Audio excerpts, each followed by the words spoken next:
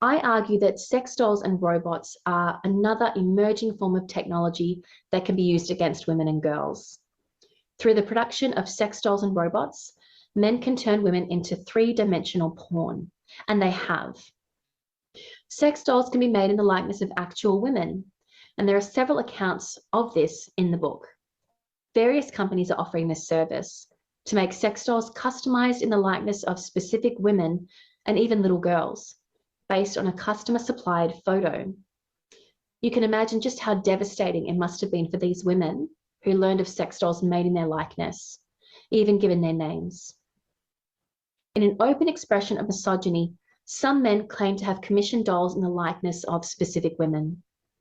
This was generally a tactic to silence a woman, to put her in her place, to humiliate and degrade her, and assert dominance over her.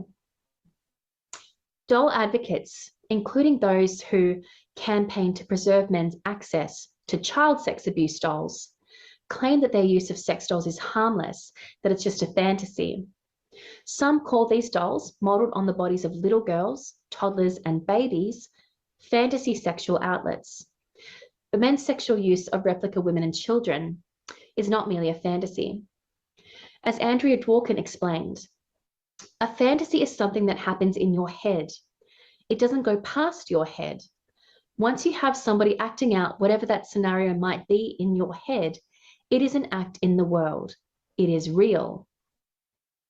When men seek out, buy, and perform sex acts on a doll designed to look and feel like a real woman or child, they have moved beyond the realm of fantasy and into the realm of behavior.